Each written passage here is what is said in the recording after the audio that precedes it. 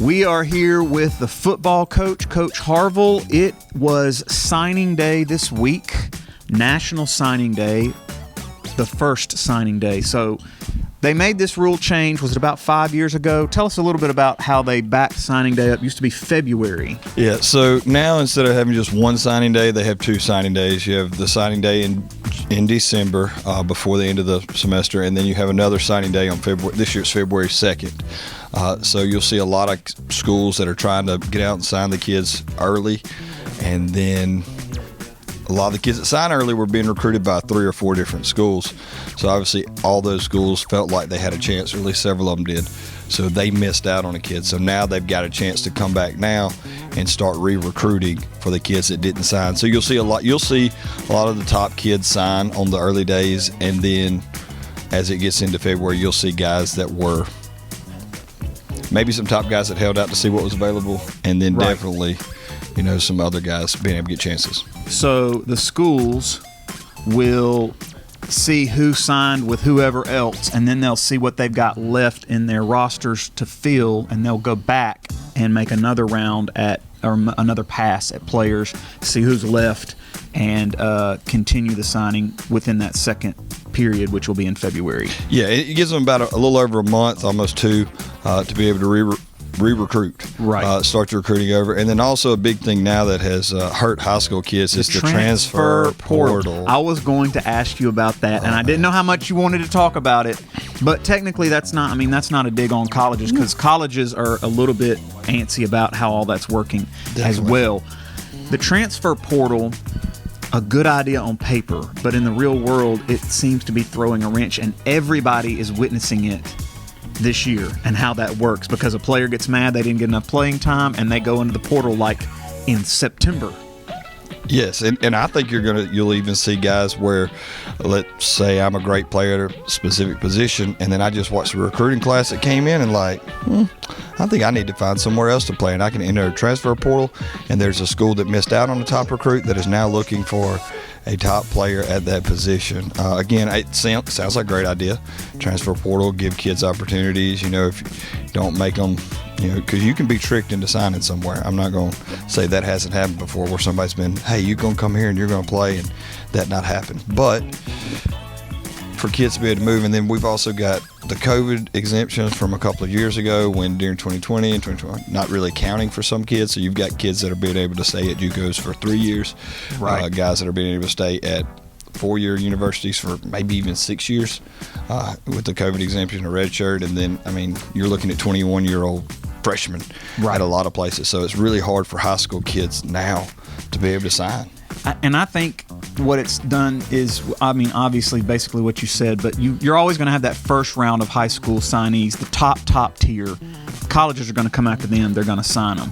But it's that second round, because colleges now have to say, okay, do I hand out the remainder scholarships, or do we hold on to 5 or 10 or 15? Like, what's the number? Because as the portal starts to fill up, they're like, Spencer Rattler's going to be way better than who we might have coming in from a high school, so do we just wait for the portal and try to sign that person? Yeah, and that's exactly what's happening.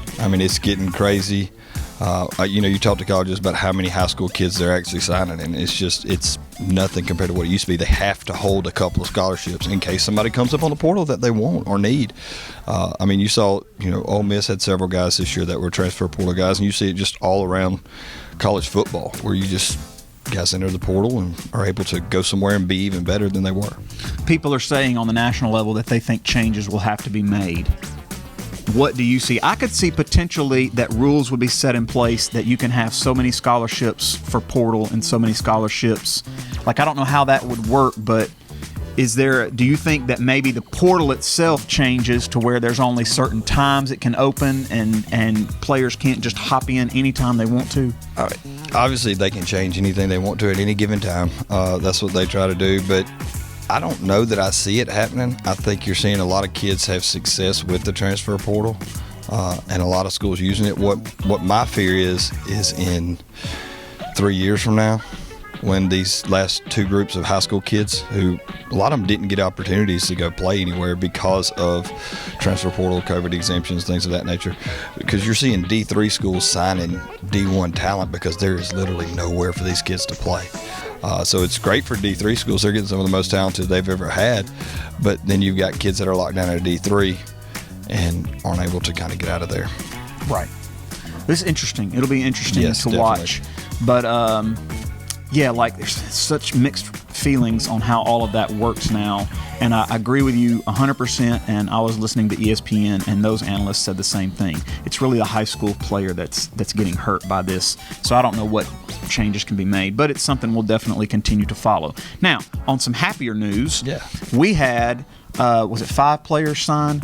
Go through or start at who we had yesterday at 10 o'clock. Okay, what we did is we actually did 2 groups of signing yesterday. We had 3 kids yesterday that signed out of JUCO. So when they graduated from Horn Lake, they were able to attend a junior college or community college here. We had guys from Northwest, 2 guys from Northwest, and 1 guy from Northeast that played there, spent their time there, and have been able to turn that into a 4-year university scholarship.